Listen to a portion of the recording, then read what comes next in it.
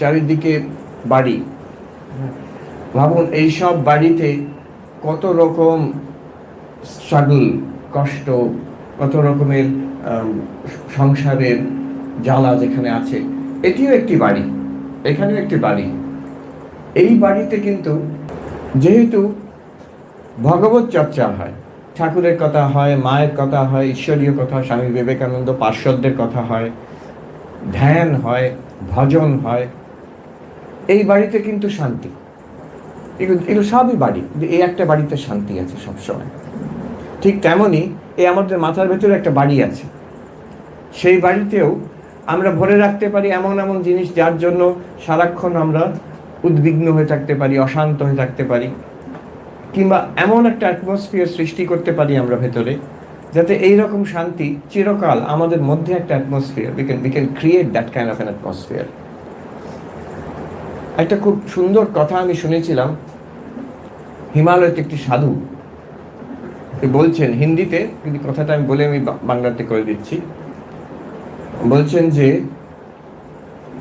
শান্ত মন মে ভলা সংসার কন দেখা হয় মহাত্মা জি। শান্ত মনে কে সংসার দেখেছে?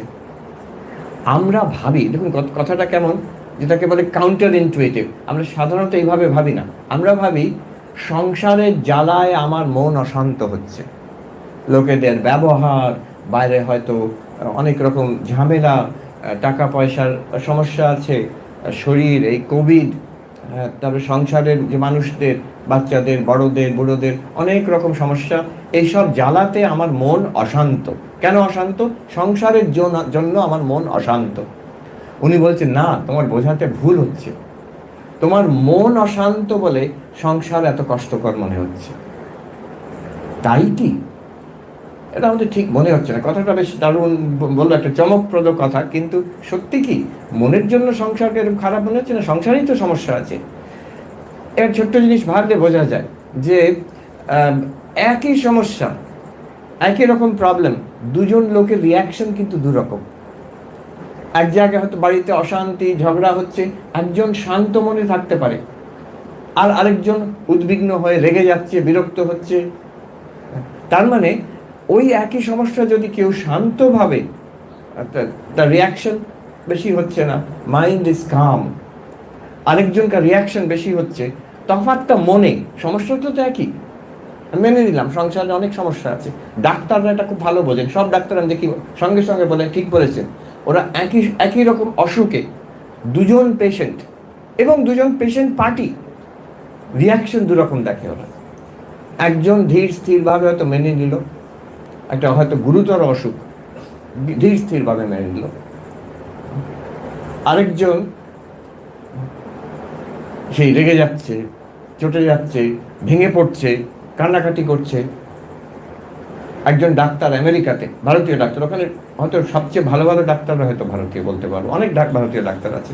ইন্ডিয়ান ডক্টর, একজন বাঙালি ভদ্রলোক, তিনি আমাকে একটা কথা বললেন, মহারাজ দেখুন, আমি বেদান্তের কথা বলতে গেছি ওই শহরে। মহারাজ দেখুন, আপনি কিছু মনে করবেন না, আমাদের এত বেদান্তের সম্পদ আছে, এই গীতা, উপনিষদ, কত শাস্ত্র, কত গভীর আত্মা ব্রহ্মের আলোচনা, কত কি আছে, সূক্ষ্ম ব্যাপার আছে। কিন্তু আমি একটা কথা বলবো, আমি দেখি টার্মিনাল কেস, মারা যাবে পেশেন্ট। অনেক সময় দেখেছি ইন্ডিয়ান পেশেন্ট, যারা বৃদ্ধ ইন্ডিয়ান, তারা উদ্বিগ্ন, ভেঙে পড়ছে, অশান্ত, ছটপটে। আবার আমি দেখেছি আমেরিকান খ্রিস্টান, হিন্দু নয়, খ্রিস্টান, যার একটা সরল ভগবানে বিশ্বাস আছে, যিশুতে বিশ্বাস আছে, সে কিন্তু শান্তভাবে মেনে নিল, বললো থ্যাংক ইউ ডক্টর, আপনি যথেষ্ট করেছেন, আমি খুব গ্রেটফুল। মারা যাচ্ছে সে। তো তফাৎটা কেন হচ্ছে? আমি বলছি দেখুন, সে কিন্তু যেটুকু সে জানে, একটা সরল বিশ্বাস ভগবানে, ঈশ্বরে, তার যিশুর ওপরে বিশ্বাস আছে, ভক্তি আছে, একটা শ্রদ্ধা আছে, আমাকে তিনি দেখবেন, তাতেই তার হয়ে যাচ্ছে।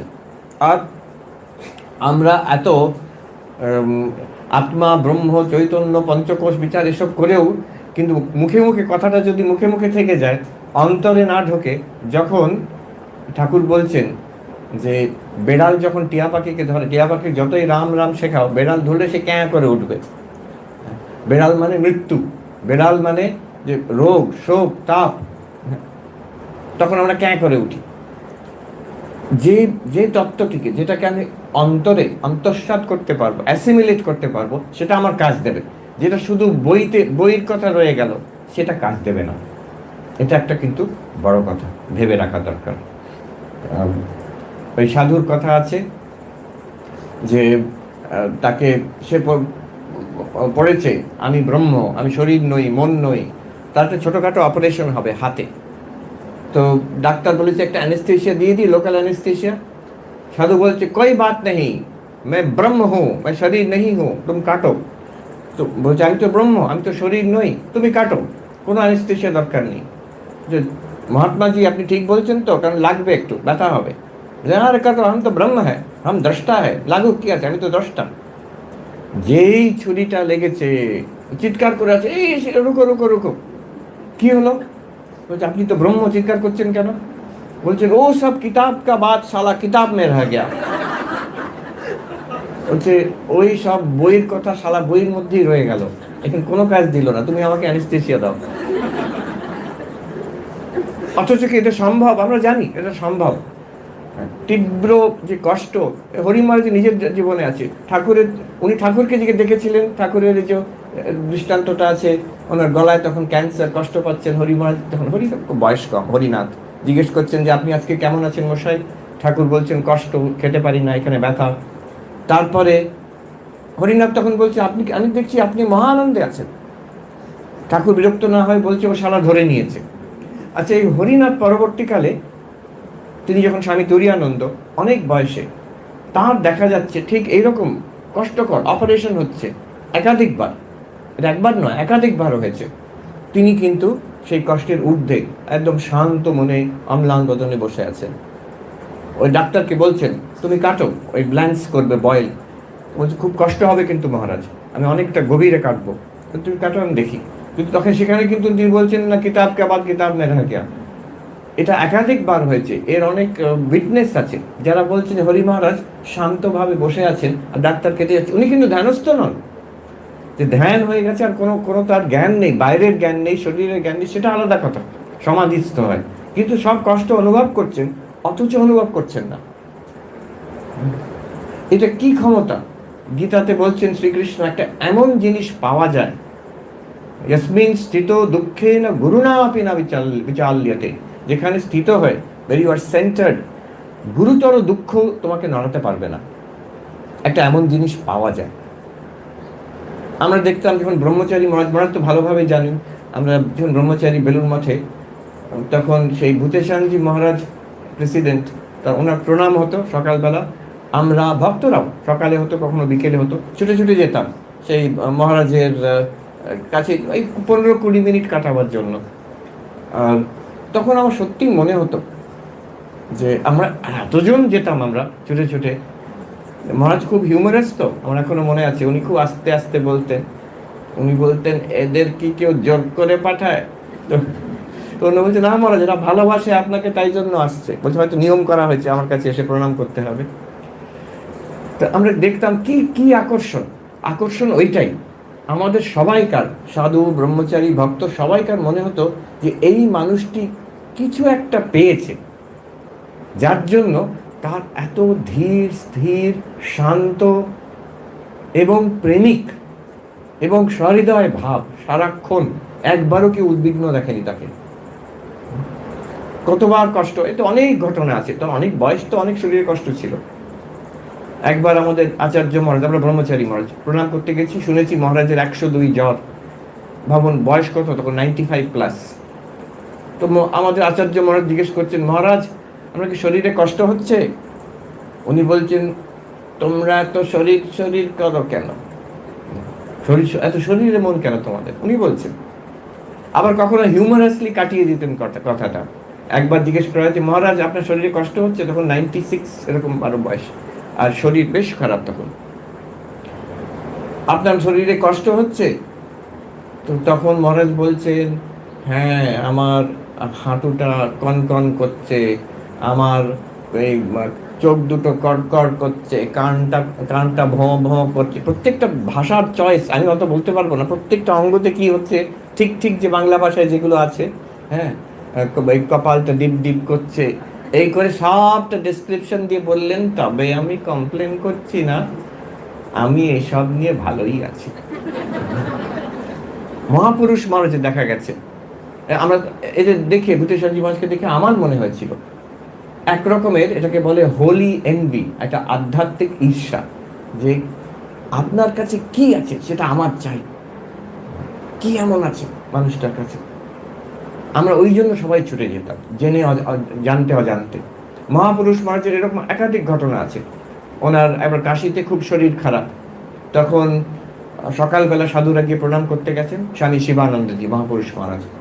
মহারাজ কষ্ট হচ্ছে, বলছেন না, কাল রাতে কষ্ট হচ্ছিল খুব, বাবা বিশ্বনাথ এসে দুটিকে আলাদা করে দিল। দুটি কি দুটি দেখবো আমরা, দুটিকে আলাদা করে দিল কি। আরেকবার বেলুর মঠে একটু হাঁপানি ছিল, খুব কষ্টকর, অনেক, উনি আমার পার্শ্বদের মধ্যে সবচেয়ে দীর্ঘায়ু ছিলেন, 80 ইয়ার্স কত বেঁচেছে মনে হচ্ছে।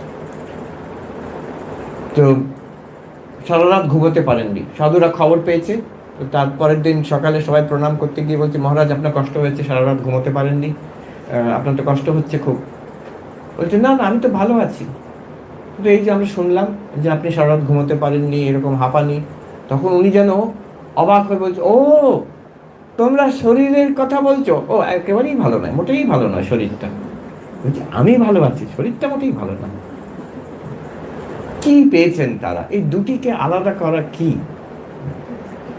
আমরা এই সব সমস্যার মধ্যে, এই জীবনের মধ্যে কি করে শান্তিতে থাকতে পারবো, এইটাই হচ্ছে আমার আলোচ্য বিষয় আজকে। প্রথম কথা, আবার এক জায়গায় হরি মহারাজ বলছেন, এই কাশিতেই খুব শরীর খারাপ, যে মহারাজ আপনার খুব কষ্ট হচ্ছে, বলছে না গো, ঠাকুর আমার ভেতরটা বরফ করে দিয়েছে। বরফের কথা এখন বললে ভালো লাগে, গরম।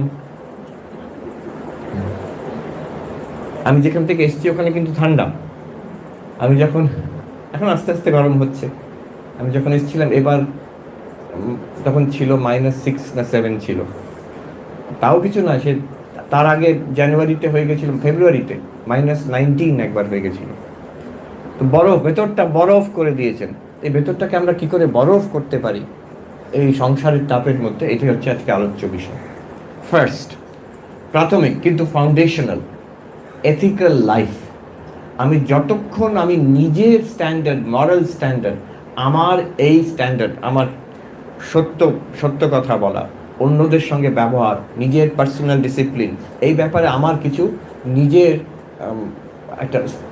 একটা লেভেল, একটা স্ট্যান্ডার্ড, এর থেকে যদি আমি নিজেই নিচে নেমে যাই, সারাক্ষণ আমার মনেই একটা অন্তরাত্মা আমাকে বলতে থাকবে যে তুমি কিন্তু ভালো লোক না। এটা যতক্ষণ ভেতর থেকে বলবে, ততক্ষণ আমি আধ্যাত্মিক হতে পারবো না, ততক্ষণ আমি শান্তিও পাবো না। কাজেই একটু চেষ্টা করে আমাদের একটা নিষ্কলঙ্ক জীবন যাপন করার চেষ্টা করা। এই যে সত্য যতটা পারা যায়, যেখানে পারা যায়, বেশিরভাগ সময় কিন্তু সত্য ঠিক ধরে রাখা যায়। এই ছোট করে একটা মিথ্যে কথা বলে দিলাম, এড়িয়ে গেলাম সত্যটাকে, এইগুলো না করলেই চলে। নিজের একটা মরাল স্ট্যান্ডার্ড, অন্যদের সঙ্গে একটা নিষ্প্রিয়, একটা প্রেমের, একটা ওয়েল উইশার, আমি সবাইকার মঙ্গল কামনা করি। যে আমার সঙ্গে শত্রুতা করছে, সেও আমি জানবো সে সংসারের মোহতে পড়ে তার কোনো ছোট স্বার্থ চরিতার্থ করার জন্য সেখানে সে ফেঁসে আছে, তার জন্য আমার ওপরে তার রাগ হচ্ছে। কিন্তু সে কিন্তু মূলত সেই ঈশ্বর যে আমি, আমার সঙ্গে সে এক। তার সাময়িক সেই ভুলের জন্য আমি তার ওপরে রাগ করব না, প্রতিশোধ নেব না, নিজেকে সামলাবে, ফোঁস করবে। এই আমি কিছুদিন আগে একটা অদ্ভুত জায়গায় বক্তৃতা দিতে গেছিলাম, সেখানে এরকম অডিয়েন্স বসে আছে, কিন্তু অডিয়েন্স কারা? সবাই হচ্ছে পুলিশ, তো সবাই বিভিন্ন থানার অফিসাররা। তো তারা বলছে এসব কথা কিন্তু চলবে না, আমি ক্রিমিনাল, বদমাইশ, দোষ দৃষ্টি করলে কি বাবা, তো দোষ দৃষ্টি করা তো আমার কাজ, আমার চাকরিটাই তো দোষ ধরা। তো সেইখানে ঠাকুরের কথা ফোঁস করবে, কামড়াবে না। মানুষকে যে ভয় দেখাতে হয়, তার থেকে তাকে ঠিক পথে নিয়ে আসার জন্য, তার থেকে সত্য বার করার জন্য, সেটাও করা চলে।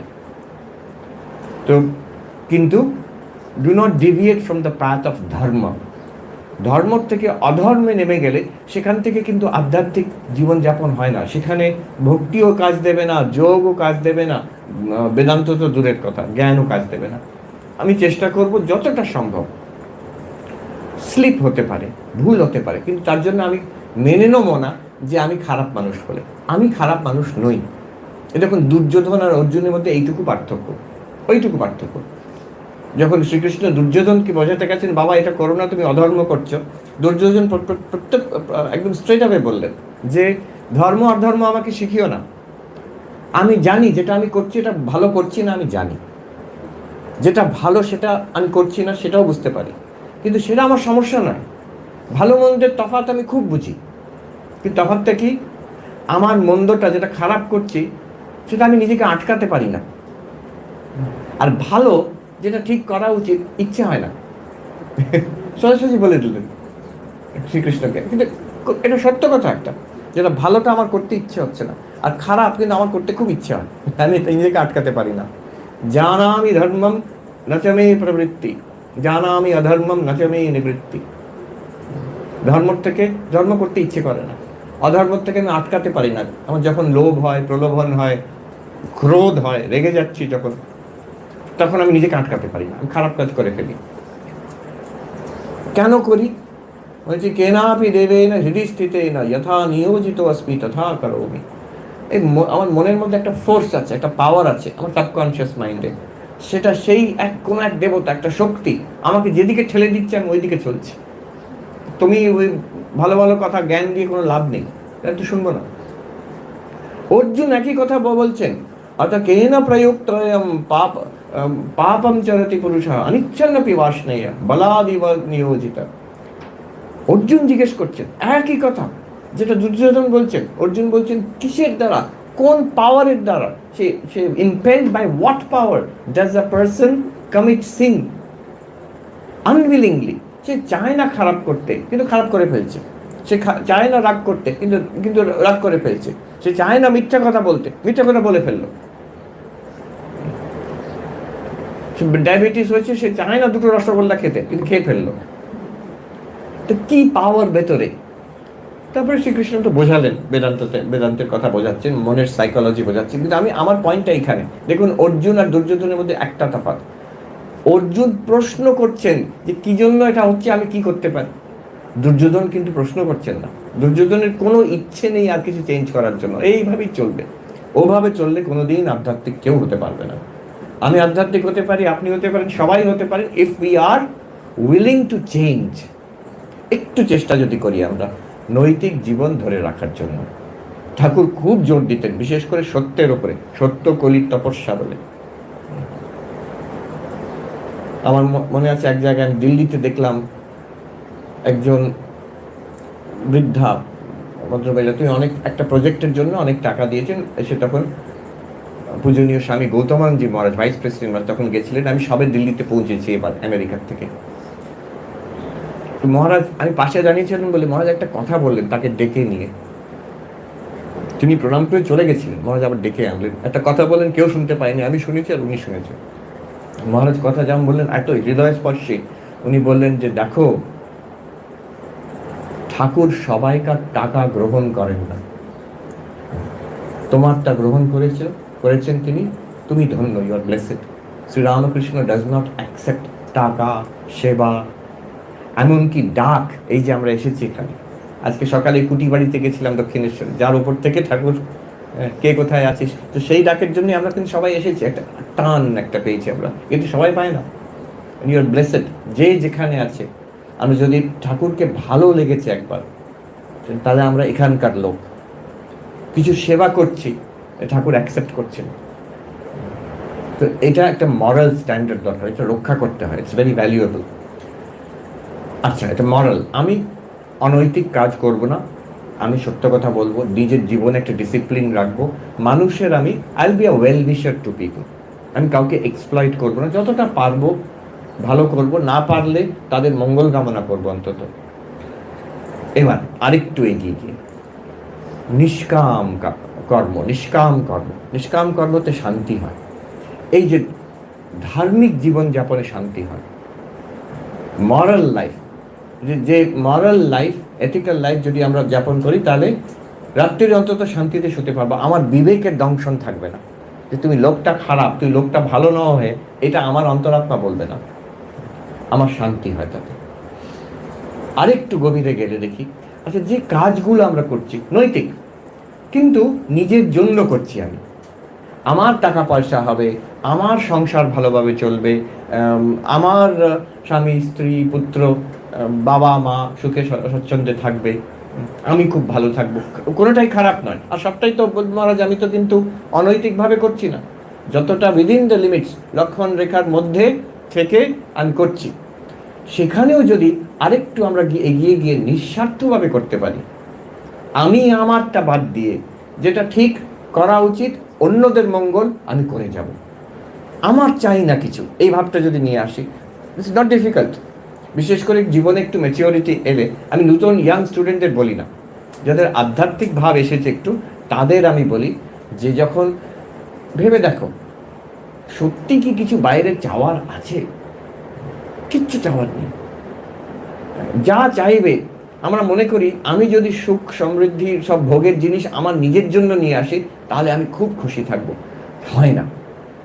এটা যে ম্যাচিওর, একটু কিছুদিন পরে দেখে একটু ভেবে দেখবেন, আমি তো সারা জীবন খেটে এলাম এইটাকে সুখী করার জন্য। তা 20 বছর কারোর কেউ বেঁচে আছে, কেউ 40 বছর পরে, কেউ 50, 60, 70, 80 বছর পরে। বলুন তো, নিজেকে বলুন, কাউকে বলতে হবে না। আমি সারা জীবন খেটে, নিজের জন্য খেটে, আজ 40, 50, 60 বছরের এফার্টের পরে, সেই যখন বেবি ছিলাম তখন থেকে চেষ্টা করে যাচ্ছি আমি সুখী থাকবো। Are you successful? Am I successful? আমি কি আজকে সুখী? বলতে পারবো যে আমার আর কোনো দুঃখ কষ্ট নেই, আমি খুব আনন্দে আছি, আর কিছুই আমার চাই না, সব ঠিক আছে? বলতে পারবো না আমরা। নিজের স্বার্থের চেষ্টা করতে করতে আজ অব্দি কেউ সুখী হয়নি। স্বামী বিবেকানন্দ বলছেন, selflessness, unselfishness is more paying, but it takes maturity to understand this. নিষ্কাম ভাব, নিঃস্বার্থভাবে যদি কাজ করা, জীবনযাপন করা, এটা কিন্তু আরো বেশি প্রফিটেবল, এতে আনন্দ অনেক বেশি আছে, কিন্তু একটু ম্যাচিওরিটি লাগে এটা বুঝতে। প্রথমে মনে হয় আমি নিজের জন্য করলেই সুখী থাকবো, কিছুদিন পরে এটা বুঝতে হয় যে না, এর থেকে অনেক বেশি আনন্দ যদি আমি অন্যদের জন্য কিছু করতে পারি। আর তার জন্য বেশি কিছু, এটা it's matter of attitude, matter of attitude. এটা যে আমি অনেক টাকা রোজগার করব তারপরে অন্যদের জন্য, সে করবে না কোনোদিন। অনেক টাকা রোজগার করে তারপর অন্যদের জন্য মঙ্গল করবো, সে আরো করেই যাবে, ওটা এক হ্যাবিট হয়ে যায়। ক্ষমতা, আমি খুব পাওয়ারফুল হব, যখন মন্ত্রী হয়ে যাই তারপরে লোকের মঙ্গল করব, হবে না, তখনও হবে না। এটা একটা অ্যাটিটিউড, যে প্রথম থেকে করে যাচ্ছে, কম বয়স থেকে করে যাচ্ছে, অল্প পয়সা দিয়েও করে যাচ্ছে, অল্প ক্ষমতা দিয়েও করে যাচ্ছে, সে যখন বৃদ্ধ হবে, প্রবীণ হবে, সে যখন খুব ক্ষমতাশালী হবে, সে যখন খুব ধনাঢ্য হবে, তখনও করে যাবে সে। আমাকে একজন বলেছিলেন, আমি নাম করছি না তাকে, তিনি আমেরিকার একটা খুব বড় ফ্যাশনের দোকানে কাজ করেন। তো তিনি বলেছিলেন যে আমাদের আগেকার প্রেসিডেন্ট যিনি, ট্রাম্প, তো ট্রাম্প মহাশয়, আমাদের আশ্রম যেখানে তার থেকে একটু দূরেই ওনার বাড়ি, ওই ট্রাম্প টাওয়ার্স। তো তিনি ওইখানে নিউ ইয়র্কের বিখ্যাত ফ্যাশন দোকান, সেখানে আসবেন। কখন আসবেন? নিজে চলে আসতেন। কখন আসবেন? যখন তোয়ালেতে 20% সেল ডিসকাউন্ট পাওয়া যাবে, ওইটুকু টাকা বাঁচানো, তাতেও আনন্দ। কিন্তু মাল্টিবিলিয়নের এই ওটা একটা ব্যাড হ্যাবিট হয়ে যায়। আমি যদি অন্যভাবে দেখি, আমি কালকে বলছিলাম যে একটা পড়েছিলাম অনেক দিন আগে, একজন ভদ্রলোক লিখছেন আমেরিকাতে, তারা ছোট গ্রামে থাকতেন, তারা খুব গরিব অবস্থায় মানুষ হয়েছেন, বলছে বাবা ছিলেন না, মা একা আমাদের মানুষ করেছে। আর আমাদের চার্চ, গ্রামের চার্চে একটা ফাদার বললেন যে তোমরা টাকা জোগাড় করো, প্রতি বছর আমরা একটা ফ্যামিলি, সবচেয়ে যারা নিডি ফ্যামিলি, তাদের দেওয়া হবে। তা সারা বছর আমি, আমার ভাই বোনেরা উৎসাহ নিয়ে আমাদের পকেট মানি স্যাক্রিফাইস করে, মা বলেছিলেন জোগাড় করে দেবো, সেই দিন আমরা শেষে গিয়ে ফাদারকে দিয়ে দেবো। যারা আমাদের এই গ্রামের মানুষ, যাদের দরকার, যারা সবচেয়ে গরিব, তারা পাবে। কি আনন্দের কথা ভাবো। তা আমরা খুব উৎসাহ নিয়ে করতাম। দিন চার্চে গেছি, অ্যানাউন্সমেন্ট হবে, সবাই বসে আছে, ওই যা পুরো টাকা জড়ো হয়েছে, সে টোটাল অ্যামাউন্টটা একটা ফ্যামিলিকে দেওয়া হবে সাহায্য করার জন্য। বলছে আমরা অবাক হয়ে গেলাম যখন আমাদের নাম ডাকা হলো। তারা হচ্ছে মানে হোল গ্রামের সবচেয়ে গরিব ফ্যামিলি, কিন্তু তাদের মা কখনো ওদের জানতে দেয়নি যে আমরা গরিব। এই যে এই ফিলিংটা খুব স্ট্রং ওখানে আমেরিকাতে আমি দেখেছি, এটা খুব শেখার মতন। আমি ওখানে দেখেছি অতি বৃদ্ধা আমাদের আশ্রমেই আছেন 97 ইয়ার্স, যিনি সিনিয়র মোস্ট, যিনি ভক্ত, আরেকজন আছেন 90 ইয়ার্স।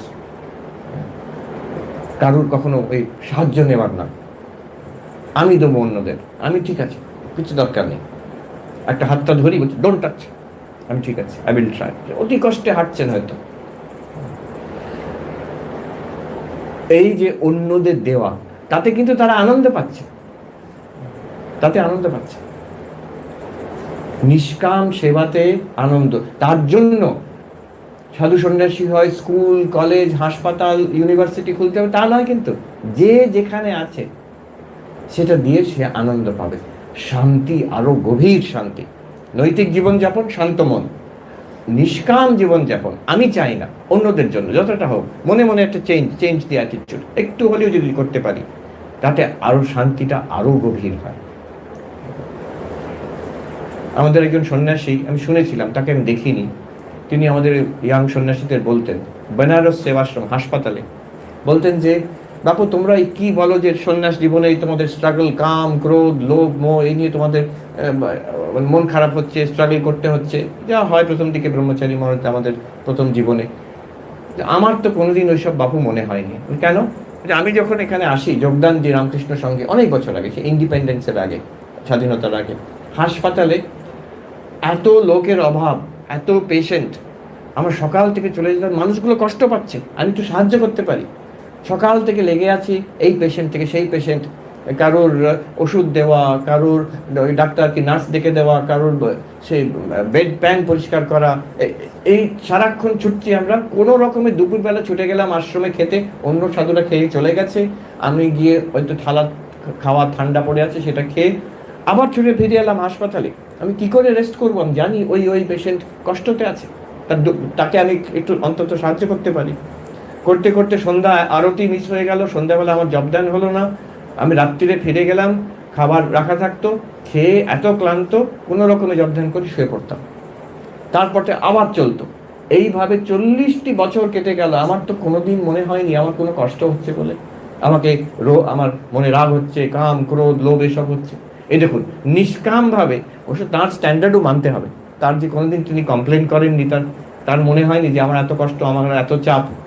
40 বছর কাটিয়ে দিলেন, একটা পূর্ণ মানুষ, একটা পূর্ণ সাধু তৈরি হয়ে গেলেন ওই মেশিন দিয়ে। অবশ্য সেরকম সব তো মানুষও হতে হবে। নিষ্কামভাবে আনন্দ। আমি এরকম অনেক লোককে দেখেছি। এই রিসেন্টলি একজন ভদ্রলোকের সঙ্গে পরিচয় হলো, তিনি আমি নাম বলতেই পারি, অচ্যুত সামন্ত বলে, উড়িষ্যার লোক। তো আগে আমাকে দেখাতে নিয়ে গেল যে আমি তো ভুবনেশ্বরে ছোটবেলায় ছিলাম, দেখেছি একটা রাস্তা, সেখানে নন্দনকাননের রাস্তা ছিল ছোটবেলায়, আমি দেখেছি জঙ্গল দুদিকে কিচ্ছু নেই। এখন সেখানে একটা bustling township, university township, 60,000 plus students, 60,000-এর ওপর ছাত্রী ওখানে পড়াশোনা করে। এই সব একটি মানুষের জন্য, এই অচ্যুত সামন্ত। আমাকে তার গল্প একজন বললো যে উনি একজন কলেজের জুনিয়র লেকচারার ছিলেন কেমিস্ট্রি। একদিন হঠাৎ কি হলো, তিনি সব ছেড়ে দিয়ে, চাকরি টাকরি ছেড়ে দিয়ে, 12টি গরিব ছাত্রকে নিয়ে, 2টি টিচারকে নিয়ে একটা ঘর ভাড়া করে আরম্ভ করলেন। সেখান থেকে আজকে 60,000 প্লাস স্টুডেন্টস। ওই কিট ইউনিভার্সিটি, অনেক বেঙ্গল থেকে অনেক যায়, engineering college, medical college, law college, তারপরে ম্যানেজমেন্ট কলেজ, আরও কত কি সব দেখাচ্ছিলেন আমাকে, আরও বেড়েই চলেছে। একটা দিক হচ্ছে ওরা বেশ ভালোই চার্জ করে, টাকা তোলে। আচ্ছা, সেই যে টাকাটা তুললো, আর বেশিরভাগ ছাত্র সব উড়িষ্যার বাইরের থেকে আসছে, ওইখানে থাকছে সব। আচ্ছা, সেই যে টাকাটা তুললো সেটা দিয়ে কী করে? প্রফিট। কিন্তু করে কি করলো? 30,000 আদিবাসী ছেলে মেয়ে, আমার এত দেখে ভালো লাগলো, তারা জীবনে ফার্স্ট জেনারেশন লার্নার, 21টা না 22টা ট্রাইব থেকে, ইন্টিরিয়ার এরিয়াস থেকে, তাদের এনে তাদের থাকা, খাওয়া, পড়া, মেডিসিন সব ফ্রি।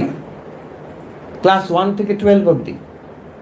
আর কি ওদের সব ফ্যাসিলিটি আমাকে ঘুরিয়ে দেখাচ্ছিল। একটা হলে নিয়ে গেল ওই ছাত্রদের কিছু বলার জন্য, 7,000 ছেলে মেয়ে বসে আছে একটা হলের মধ্যে। আমি 2-3 মিনিট বললাম, সত্যি একটা মানুষের নিঃস্বার্থ চিন্তার জন্য।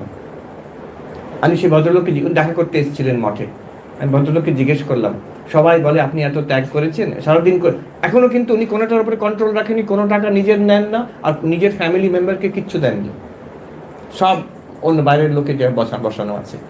ওখানকার লোকেরাই কত প্রাইড নিয়ে আমাকে বলছিল, ওনাকে শুধু ফাউন্ডার বলি আমরা। উনি একটা অফিসও রাখেননি ওখানে, উনি অফিসে কাজ করেন কোথায়? লনে বসে, ঘাসের উপরে বসে কাজ করেন, যার সঙ্গে যে দেখা করতে আসবে ওইখানে দেখা করবে। আর একদম একনিষ্ঠ জগন্নাথ ভক্ত, ওই একটা উনি ধরে রেখেছেন। তো ওনাকে আমি জিজ্ঞেস করলাম, আচ্ছা মানুষ এত বলে আপনার ত্যাগের কথা, আপনি বলুন আমার যেটা ধারণা, আপনি কি মনে করছেন আপনি ত্যাগ করেছেন?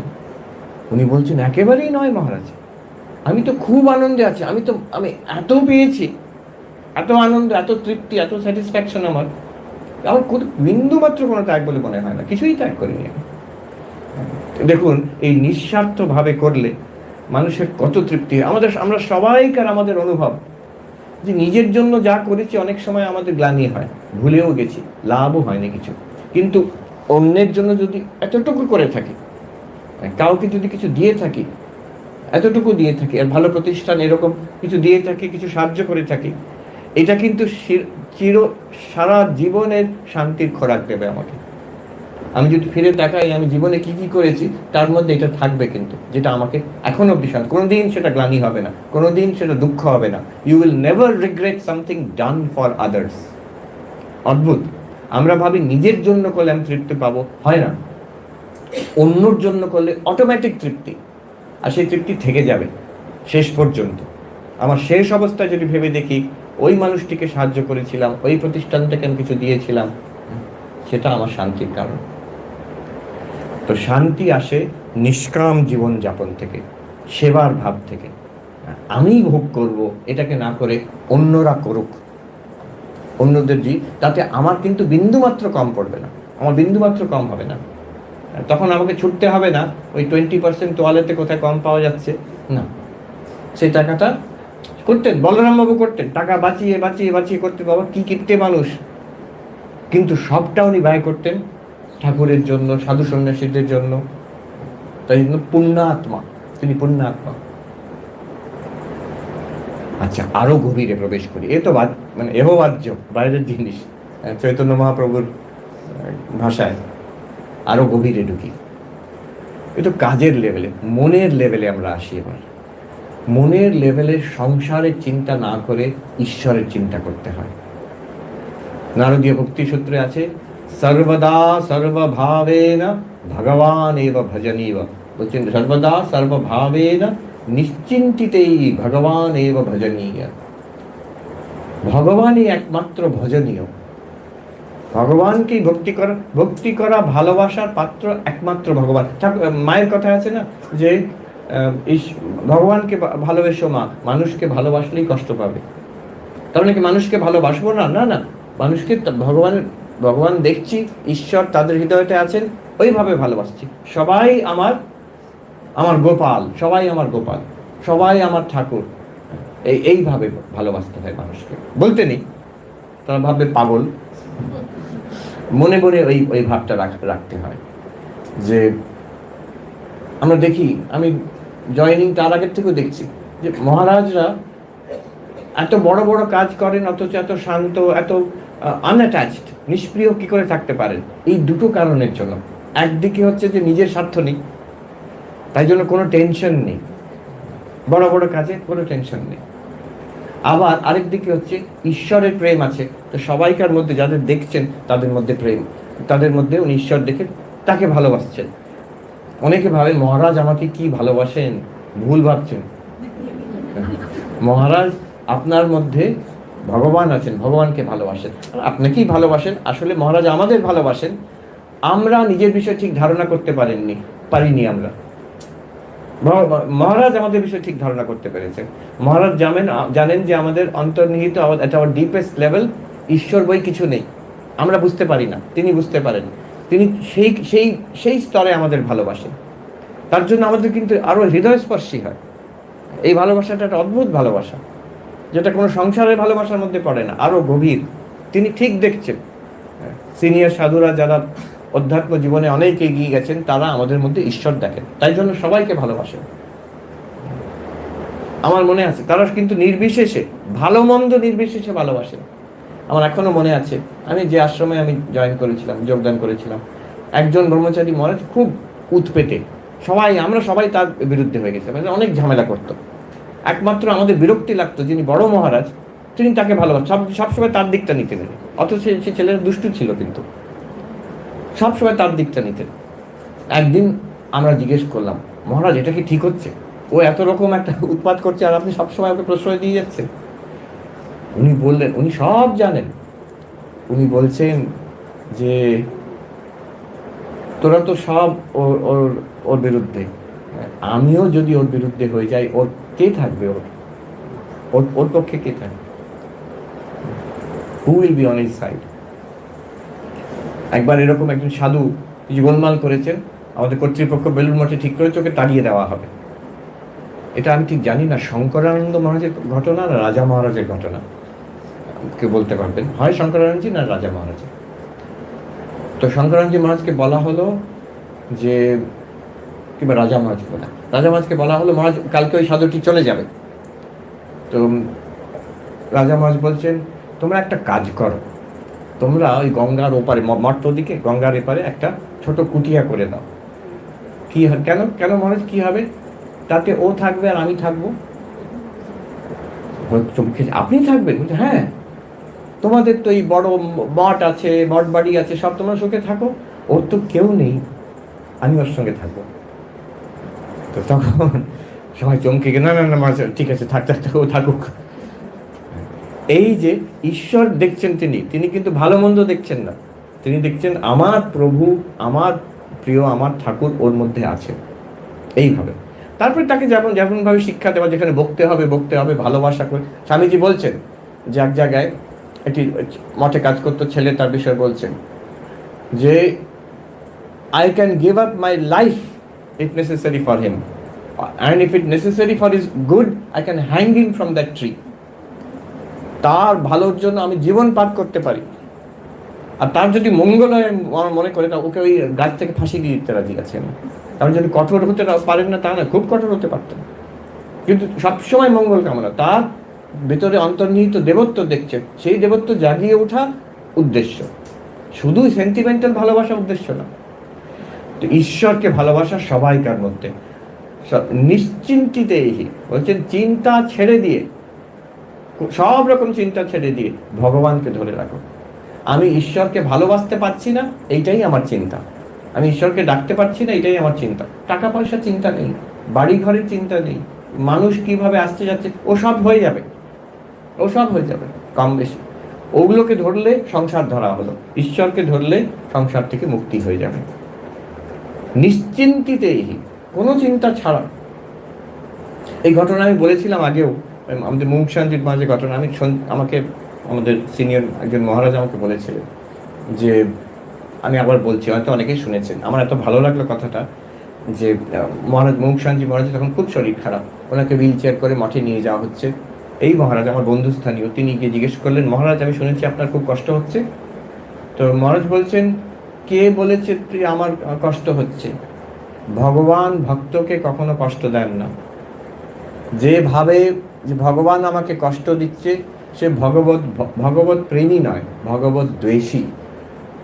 হ্যাঁ, শরীরের কষ্ট আছে, কিন্তু তাতে আমার কিছু যায় আসে না। আমার শুধু এইটুকু কষ্ট যে আমি শরীরের কষ্টের জন্য ঠাকুরকে ডাকতে পারছি না সেইভাবে, যেমনভাবে আমি ডাকতে পারতাম। এই দেখুন, আমি সঙ্গে সঙ্গে মনে হলো বেদান্ততে পঞ্চদশী নামক যে গ্রন্থ, বেদান্তের একদম, সেই গ্রন্থতে একটি চ্যাপ্টার আছে, সেটার পুরো চ্যাপ্টারটাই হচ্ছে জীব সৃষ্টি আর ঈশ্বর সৃষ্টি। সেখানে বলা হচ্ছে ঈশ্বর সৃষ্টি মানুষকে কষ্ট দেয় না, জীব সৃষ্টি মানুষকে কষ্ট দেয়। ঈশ্বর সৃষ্টি কি? এই জগৎ, এই শরীর, এটাও কিন্তু আমাদের কষ্ট দেয় না। কি করে? এই শরীরেই তো রোগ হয়, এই সংসারেই তো সব রকম ঝামেলা, তাহলে ঈশ্বর কি করে কষ্ট দিচ্ছেন না? না, কষ্ট কখন হয়, কার হয়? দেখুন, একই শরীরে থেকে একই ক্যান্সার ভোগ করে ঠাকুর কিন্তু মহানন্দে বেরিয়ে গেলেন। তাহলে যে ঈশ্বর সৃষ্ট যে জগৎ, ঈশ্বর সৃষ্টি জগৎ, ঈশ্বর সৃষ্টি যে এই আমাদের এনভায়রনমেন্ট, এই শরীর, অন্য মানুষ, এরা কষ্ট দেয় না। কষ্ট দিচ্ছে যে আমাদের অজ্ঞান, বেদান্ত দৃষ্টিতে বলছি।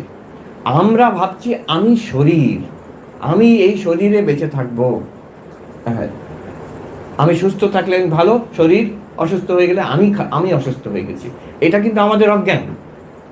এই অজ্ঞান কেটে যারা বেরিয়ে গেছেন, ঠাকুর, হরি মহারাজ, আবার মুমুক্ষানন্দজি একই কথা বলছেন ভক্তির দিক থেকে। তারা কিন্তু কোনোদিন বলছেন না যে এই শরীরে আছে, শরীরে রোগ আছে, ব্যথা আছে, কিন্তু বলছেন এটা আমার কোনো কষ্ট না। ঈশ্বর সৃষ্টি মানুষকে কষ্ট দেয় না। জীব সৃষ্টি মানে যেগুলো আমরা মেনে নিয়েছি অজ্ঞানবশত, সেইগুলো আমাদের কষ্ট দেয়। আমার আরো চাহিদা, আমার কেন এরকম হলো, তার থেকে কষ্ট হয়। এই যে আমি নিশ্চিন্তিতেই ভগবান এব ভজনীয়।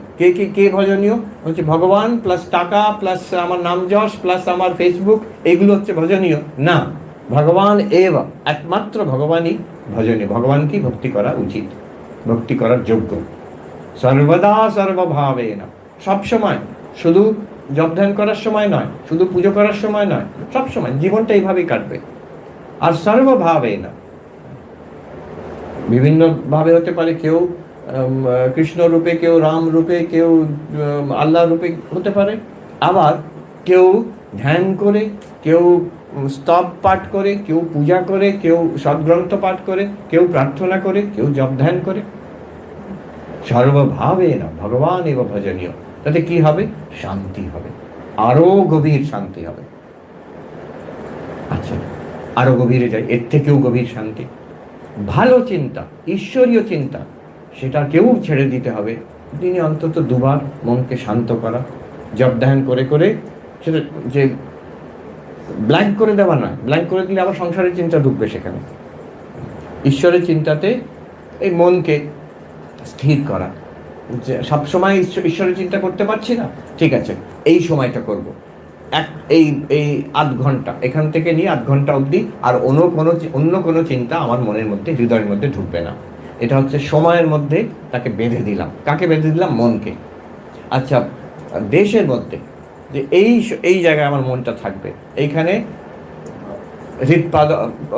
হৃৎপদ্মে ঈশ্বরীয় যে আমার ইষ্ট দেবতার মূর্তি আমি ধ্যান করব। অন্য কোনো চিন্তা এলে আবার চলে আসবো এখানে। এই জায়গাটার থেকে মন আর অন্য কোথাও যাবে না। আর বস্তুতে আমি চিন্তা একটা বস্তুরই করব, ঈশ্বরের রূপ, আমার ইষ্ট দেবতার রূপ, আমার ইষ্ট দেবতার নাম জপ করব। তাহলে দেখুন, দেশ কাল বস্তুতে মনকে বেঁধে দেওয়া হলো। অনেক চিন্তা নয়, ওই একটি চিন্তা, অনেক জায়গা নয়, এই এক জায়গায়। এইভাবে যদি বেঁধে দেওয়া হয়, মন আস্তে আস্তে শান্ত হয়ে যাবে। ভালো চিন্তাও একসময় ছাড়তে হবে, ভালো গ্রন্থ পাঠ করাও একসময় ছাড়তে হবে। দিনে অন্তত দুবার অ্যাবসলিউট কোয়াইটনেস, সেইখান থেকে হবে যোগ চিত্তবৃত্তি নিরোধ। যোগ হচ্ছে চিত্তবৃত্তি নিরোধ, সমাধি।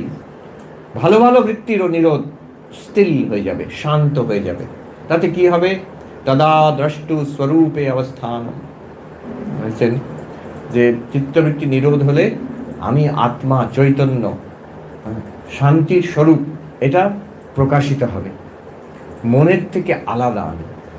স্বামী বিবেকানন্দ বলছেন যে ভাবো একটা লেক, একটা জলাশয়, তার যদি ঢেউগুলো শান্ত হয়ে যায় আর জলটা পরিষ্কার থাকে, নির্মল থাকে, তখন আমরা পরিষ্কার দেখতে পাই through that water to the bed, to the bottom of the lake.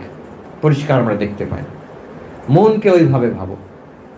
ভালো ভালো ঢেউ যেগুলো ঈশ্বরীয় কথা, সেটাও শান্ত হয়ে গেল এক সময়।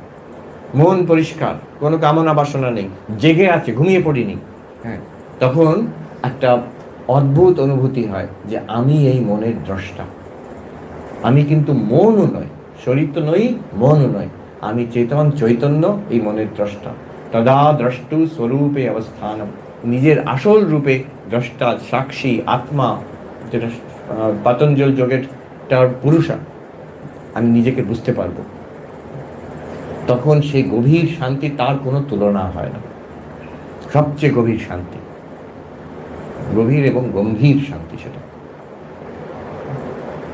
এরপরে আরো গভীর গভীর স্তরে শেষ কথা, দেখুন সমাধির শান্তি, আমরা তো সমাধি অনুভব না হলেও মাঝে মাঝে ধ্যান একটু জমে, তার থেকে একটু বোঝা যায় যে কি হতে পারে, এই যদি আরো অনেকক্ষণ চলে কেমন কেমন গভীর আনন্দ হবে, তখন আর ওখান থেকে বেরিয়ে আসতে ইচ্ছা হবে না।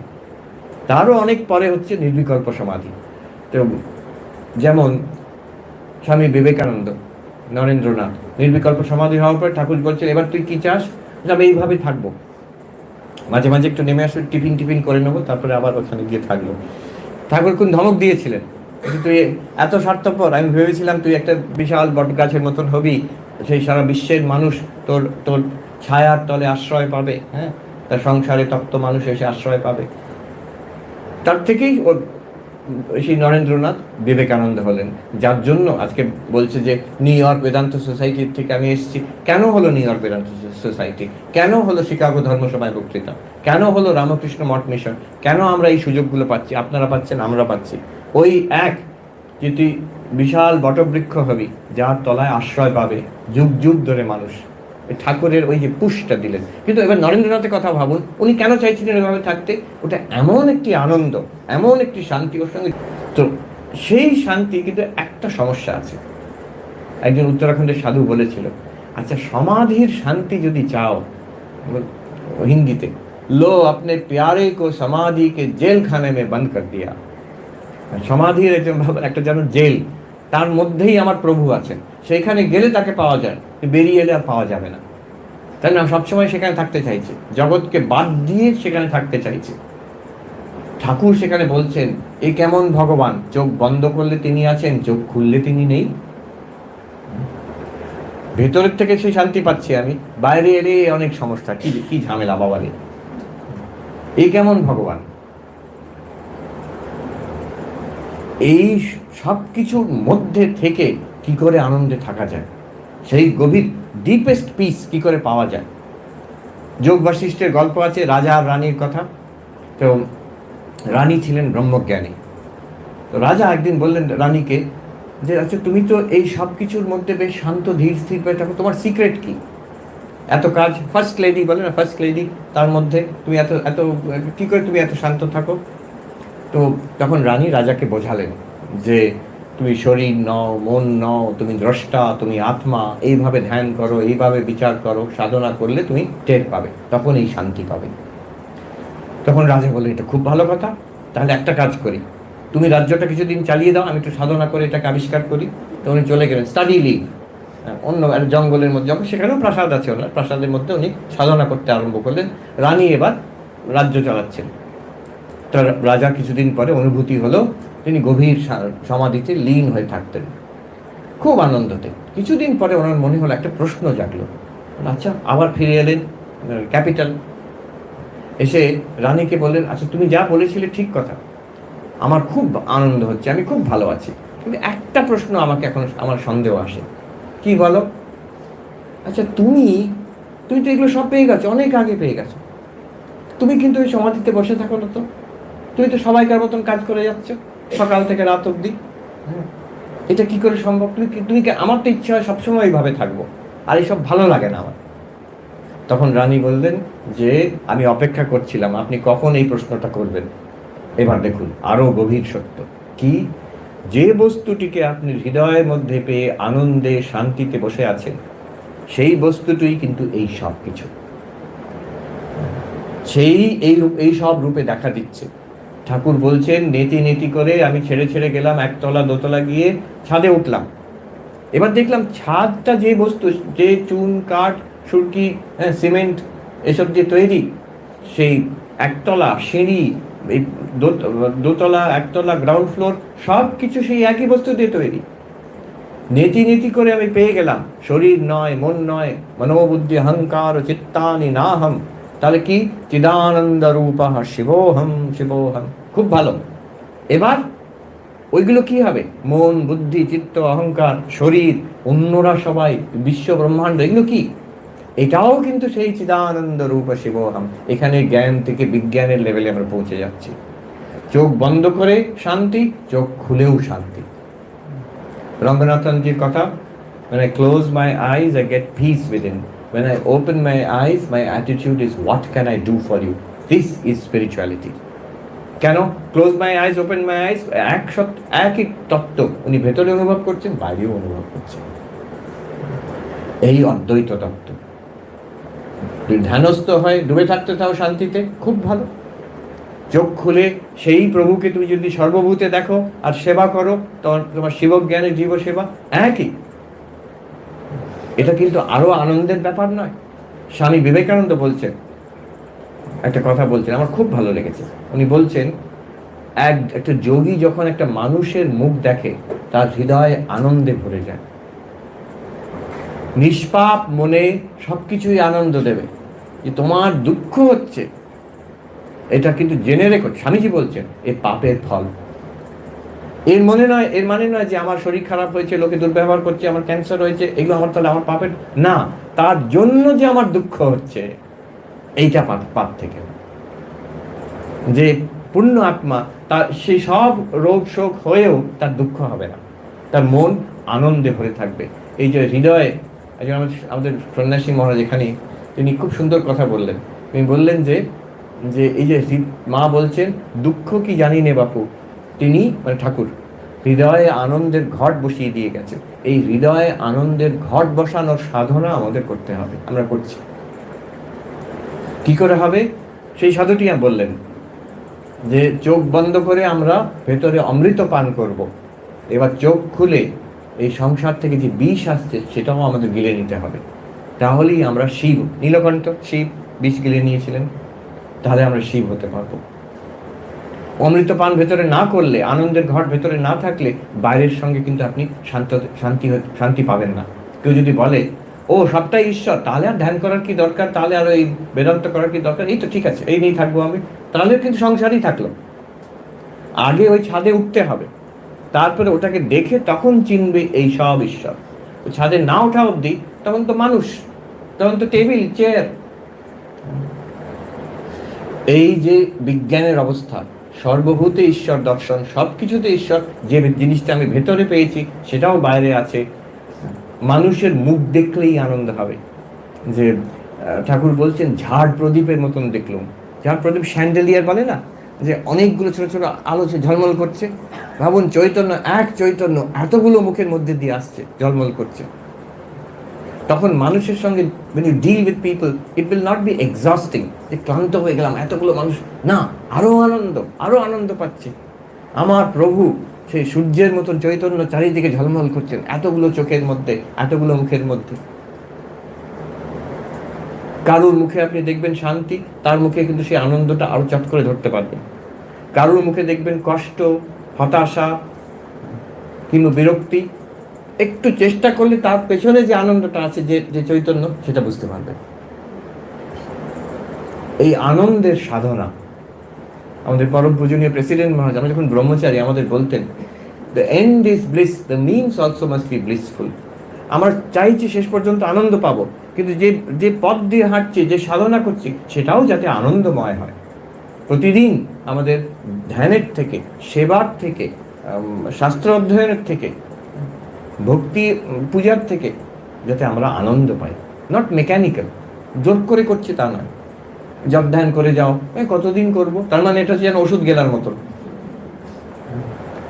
কতদিন করতে হবে, কতদিন কেন, যতদিন পর ভালো তো, থামার দরকার নেই। এই আনন্দের সাধনা, এই হচ্ছে শান্তির স্বরূপ। অশান্তির থেকে পালিয়ে গিয়ে কেউ শান্তি পায় না। অশান্তি আমাদের কর্মফল, আমাদের পেছন পেছন তাড়া করবে। আমি বলছি, এখান থেকে পালিয়ে যান হিমালয়তে, ওখানে কি মশা কামড়াবে, ওখানে বিরক্তিকর লোকজন নেই, হয়তো গরম নেই, ঠান্ডা আছে। এখানে গরমে ঘামছি, ওখানে ঠান্ডাতে হি করে কাঁপবে। তখন কিছু না হলে শরীরটা তো আছে, শরীর খারাপ হয়ে যাবে। কেন? ওই প্রারব্ধ কর্ম আসছে একটার পর একটা, কোনো না কোনো রকমভাবে আমাদের এটা আসবেই, পালাতে পারবো না আমরা, তাকে সামলাতে হবে। You have to manage it. কী করে ম্যানেজ করব? এই ভেতরে অমৃত পান বাইরের বিষটাকে হজম করার শক্তি দেবে, ভেতরে শান্তি, বাইরে কি করতে পারি আমরা, আমার কোনো স্বার্থ নেই আপনার থেকে, এইভাবে সবাই করতে পারে, সবাই করতে পারে। ওই কি ইউনিভার্সিটি স্থাপন করতে হবে না, নিজের নিজের লেভেলে যে যেখানে আছে যেমনভাবে পারি এই আনন্দের ঘট স্থাপন করার সাধনা। এই মহারাজ বললেন আমাদের, আমার খুব ভালো লাগবে এই কথাটা। আমি ইন্ডিয়া থেকে আমেরিকা এবার নিয়ে যাবো এই কয়েকটি কথা। আমি ঠাকুরমা স্বামীজির কাছে প্রার্থনা করি আমাদের সবাইকে তারা আশীর্বাদ করুন, আমাদের হৃদয়েও তারা আনন্দের ঘট স্থাপন করুন। ওম শান্তি শান্তি শান্তি। হরি ওম তৎসৎ। শ্রীরাম কৃষ্ণার্পণমস্তু।